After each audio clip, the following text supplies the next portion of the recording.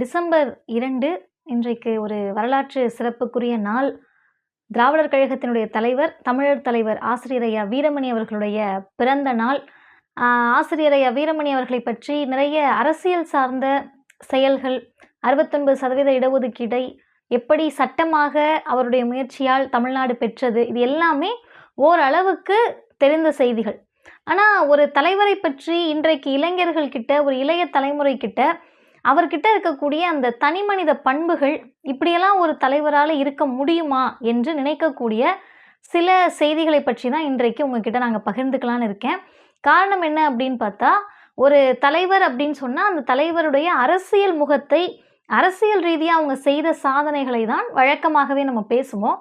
ஆனால் உண்மையாகவே யார் ஒருவர் தலைவர் அப்படின்னா, அவரை பின்பற்றக்கூடியவர்களுக்கு அவங்க கிட்ட இருந்து கத்துக்கிறதுக்கும், பின்பற்றுவதற்கும் உண்மையாகவே செய்திகள் யார்கிட்ட இருக்கோ அவர்தான் ஒரு தலைவராக இருக்க முடியும்.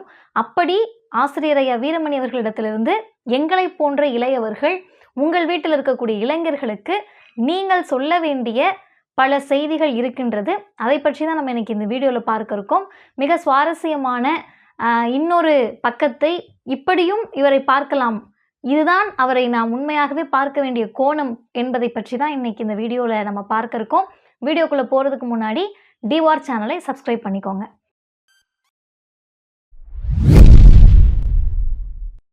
அனைவருக்கும் வணக்கம். நிறைய அரசியல் செய்திகளை நம்ம சேனலில் நீங்கள் பார்த்துருப்பீங்க. தொடர்ந்து நம்ம சமூகம் சார்ந்து என்னென்ன பிரச்சனைகள் இருக்கோ, சிக்கல்கள் இருக்கோ, அதை பற்றி பேசிகிட்டு இருக்கோம். ஆனால் இன்னைக்கு கொஞ்சம் வித்தியாசமாக குறிப்பிட்ட ஒரு தலைவரை எடுத்துக்கொண்டு அந்த தலைவர்கிட்ட இருக்கக்கூடிய தனி மனித பண்புகள், நம்ம எதெல்லாம் பின்பற்றணும், உண்மையாகவே பின்பற்ற வேண்டிய அந்த பண்புகளை பற்றி தான் இன்றைக்கி நம்ம பார்க்க இருக்கிறோம். திராவிடர் கழகத்தினுடைய தலைவர், தமிழர் தலைவர் ஆசிரியர் ஐயா வீரமணி அவர்களுக்கு 92வது பிறந்த நாள். 92 வயது அப்படின்னு சொன்னால், குறிப்பாக நம்ம வீட்டில் எல்லாமே கூட முதியவர்கள் இருப்பாங்க, வயது முதிர்ந்தவர்கள் இருப்பாங்க, 80 வயது 90 வயதை நெருங்கக்கூடியவர்களாக இருப்பாங்க. அவங்களுடைய அந்த தோற்றம், அவங்க எந்த அளவிற்கு உடல் வலிமையோடு இருக்காங்க அல்லது உடல் நலிந்து இருக்காங்க அப்படின்றத நம்ம பார்த்துருப்போம். பொதுவாக நம்ம பார்க்கக்கூடிய அந்த வயதில் இருக்கக்கூடியவர்கள், அவங்களுடைய உடல்நிலை சிக்கல் இருக்கும், பிரச்சனைகள் இருக்கும், ஞாபக மறதி இருக்கும், உடலில் பல கோளாறுகள் இருக்கும், மருத்துவர்கள்ட்ட அடிக்கடி போகக்கூடியவங்களா இருப்பாங்க, ஒரு இடத்துலேருந்து இன்னொரு இடத்துக்கு நகர முடியாதவங்களா இருப்பாங்க, யாராவது ஒரு துணை இருந்தால் தான் நடக்கவே முடியும்னு சொல்லக்கூடிய உடல் தளர்ந்த தோற்றத்தோடு இருப்பாங்க. இது இயல்பு. மனிதர்களுக்கு வயதாகிறப்போ, வயது முதிர்ந்து போகிறப்போ, நம்மளாக இருந்தாலும் நாளைக்கு நம்ம அப்படி தான் இருக்க போகிறோம். ஆனால் இதையெல்லாம் தாண்டி 92 வயதில் இவர் ரொம்ப ஏதோ ஒரு 29 வயது இளைஞரை போல நடக்காம ஓடக்கூடியவராக தான் இருக்காரு. இன்னைக்கு வரைக்குமே அவருடைய நடையில் ஏதாவது ஒரு இடத்துல கொஞ்சம் அவருடைய வேகம் குறைஞ்சிருக்கா அப்படின்னு பார்த்தோம்னா நமக்கு ஏமாற்றம் தான் மிஞ்சுது. 91 வயதை விட 92 வயது வரப்ப இன்னும் வேகமாக நடக்கிறாரு. 90 வயதில் பார்த்ததை விட 91 வயதில் இன்னும் சுறுசுறுப்பாக இருந்தார். 85 வயதில் இருக்கிறத விட இப்போ அதிக பயணங்கள், அதிக தூரம் போகிறாரு. அப்போ வயது ஆக ஆக எல்லாருக்கும் உடல் நலிவடையும், தளர்தல் ஏற்படும். ஆனால் இவருக்கு சுறுசுறுப்பும் வேகமும் அதிகமாகிக்கிட்டே இருக்குது. அப்போ இவர்கிட்ட எப்படி இந்த ஒரு இவ்வளோ பெரிய ஒரு ஆற்றலோடு, எப்போதுமே இயங்கி கொண்டிருக்கக்கூடிய சிந்தனையோடு இருக்காரு அப்படின்ற ஆச்சரியம் எல்லாருக்குமே இருக்கும். எங்களுக்கெல்லாம் நிறையவே இருக்குது.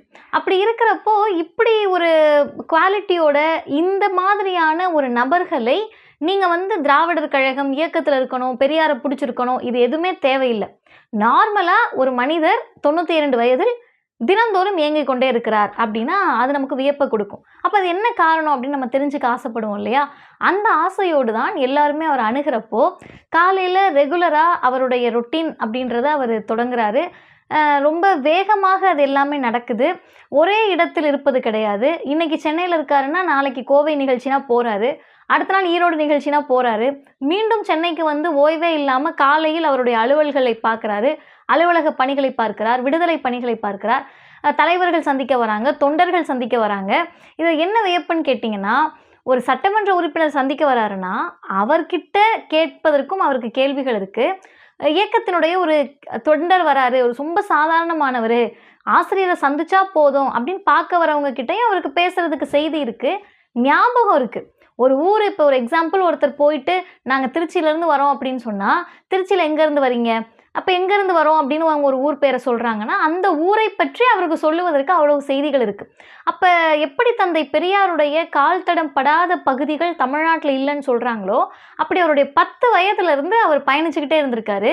10 வயதுனா இன்னைக்கு அவருக்கு 92 வயது. 82 வருடம் பொது வாழ்க்கைக்கு சொந்தக்காரர். இந்திய வரலாற்றிலேயே ஆசிரியர் அவர்கள் மட்டும்தான். இந்திய வரலாறு இல்லை, உலக வரலாற்றிலேயே ஆசிரியர்னு சொல்லலாம்.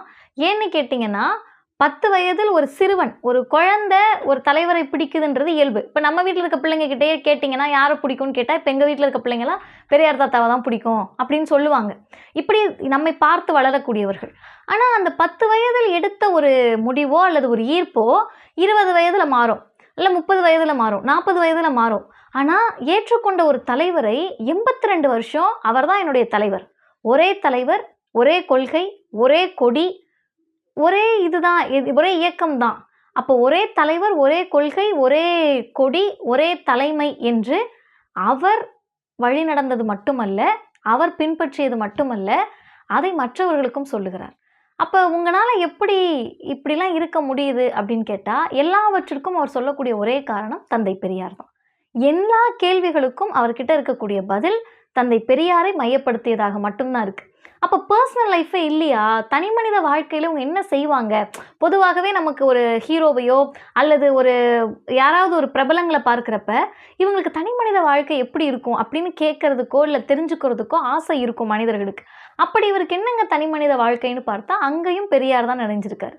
வீட்டோடையோ இல்லை வெளிநாடுகளுக்கு போகிறப்பையோ அவர் போகக்கூடியது சுற்றுலா தலங்களுக்கோ அல்லது சுற்றி பார்க்கறதுக்கோ கிடையாது. தந்தை பெரியாரை பரப்புவதற்கு தான் போகிறாரு. பெரியாரை பற்றி பேசுகிறாரு, எழுதுறாரு.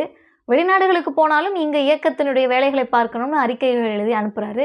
இப்போ இவங்களுக்கு என்ன இப்படி ஓடிக்கிட்டே இருக்கிறப்போ இந்த சோர்வு வராதா, டயர்டாகாதா அப்படின்ற கேள்வியை அவர்கிட்ட நிறைய பேர் கேட்குறாங்க. அதுக்கு அவர் ஒரே வார்த்தையில் பதில் சொல்கிறாரு, நான் தந்தை பெரியாருடைய மாணவன், இருக்கிறதுலே தொண்டருக்கெல்லாம் தொண்டர் நான் அப்படின்னு அவரையே அவர் குறைத்து கொண்டு பதில் சொல்கிறாரு. ஓய்வும் சலிப்பும் தற்கொலைக்கு சமம்னு சொன்ன பெரியாருடைய வழிவந்தவன் நான். எனக்கு ஓய்வாக இருக்கிறதோ அல்லது சலிப்படைகிறதோ சரியானதாக இருக்காது அப்படின்றாரு. சரி, பெரியாரை சந்திக்கலைன்னா உங்கள் வாழ்க்கை என்ன இருக்கும்? இந்த கேள்வியை மாணவர்கள் எல்லோரும் சேர்ந்து ஆசிரியரை சந்திக்கிற போது நாங்கள் கேட்குறப்போ ஆசிரியர் ரொம்ப தெளிவாக பதில் சொல்கிறாரு, உடனே சொல்கிறார். அதுதான் நமக்கு ஆச்சரியத்தை கொடுக்குது.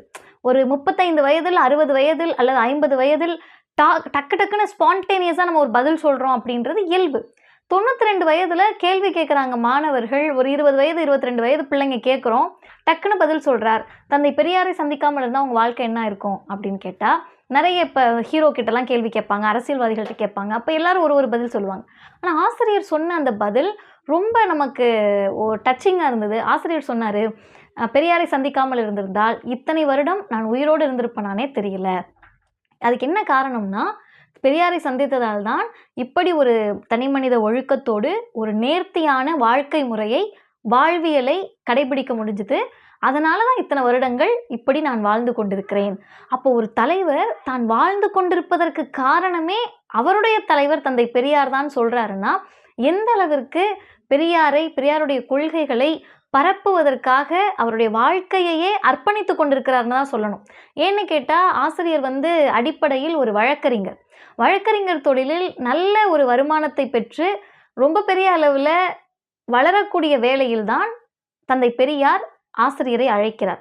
விடுதலையுடைய பணியை நீங்கள் ஏற்றுக்கோங்க, நீங்கள் விடுதலையுடைய பொறுப்பை ஏற்றுக்கொண்டால் நான் விடுதலையை நடத்துகிறேன், இல்லைனா இதை நான் வார இதாக மாற்றிடுறேன், உங்களால் ஏற்றுக்கொள்ள முடியுமா என்று கேட்கிற போது கொஞ்சம் கூட யோசிக்காமல் அதை ஏற்றுக்கிறாரு. அவருடைய குடும்பத்தை பற்றியோ அவருடைய தொழிலை பற்றியோ வருமானத்தை பற்றியோ பணத்தை பற்றியோ எதை பற்றியும் யோசிக்கலை.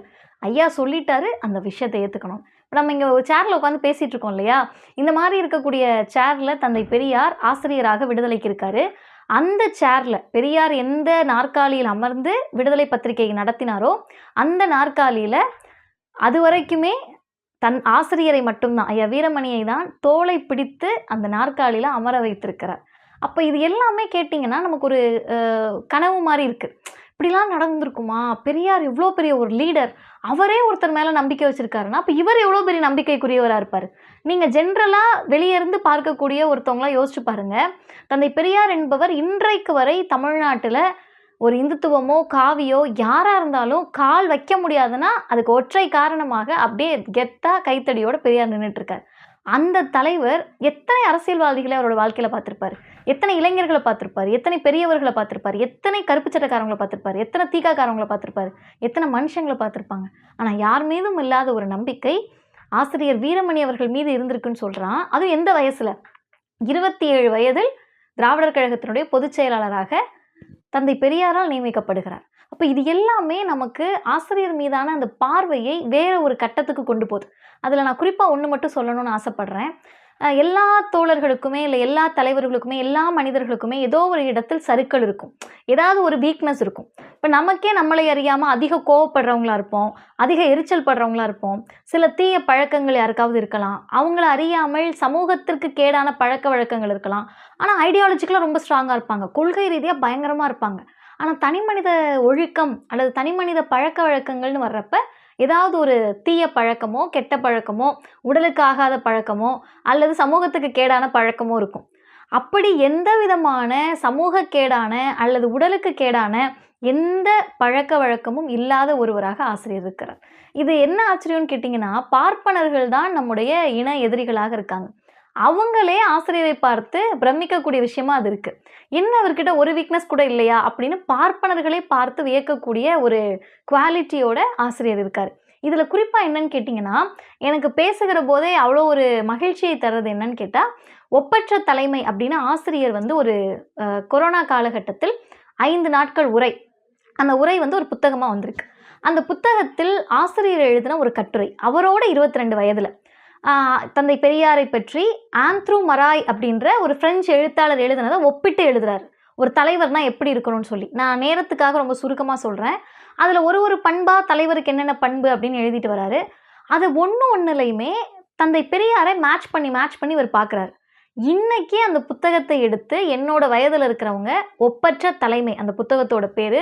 வாய்ப்பு இருக்கவங்க வாங்கி வாசிங்க. அதுல ஒரு இலக்கணத்துக்குள்ளேயுமே உங்களால ஆசிரியரை பொருத்தி பார்க்க முடியுது. அதில் கடைசியா இருக்கக்கூடிய என்ன பண்புன்னு கேட்டீங்கன்னா ஒழுக்கம். அந்த ஒழுக்கத்திற்கு நிகராக ஒருத்தரை நீங்க அப்படியே தராசுல வைக்கணும்னா அது ஆசிரியர் ஐயா வீரமணியை தான் வைக்க முடியும்.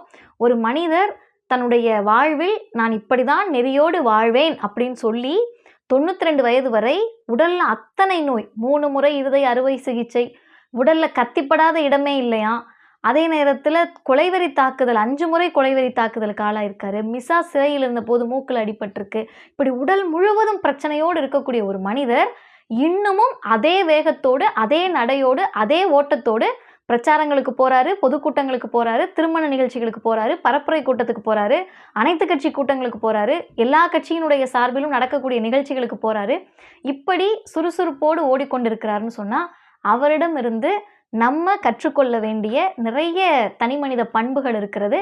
அது அனைத்தையும் பார்ப்போம், கற்றுக்கொள்ளுவோம். இப்படி ஒரு தலைவரை நாம் வாழக்கூடிய காலகட்டத்தில் பார்த்து அவரோடு பக்கத்திலிருந்து அதையெல்லாம் கற்றுக்கொள்ளக்கூடிய வாய்ப்பை பெற்றிருக்கிறோம்.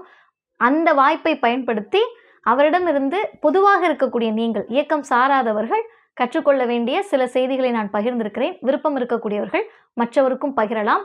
ஆசிரியர் ஐயா வீரமணி அவர்களுக்கு 92வது பிறந்தநாள் வாழ்த்துக்களை டிவார் சேனலினுடைய அனைத்து சப்ஸ்கிரைபர் மூலமாகவும் நாம் தெரிவித்துக் கொள்வோம். நன்றி.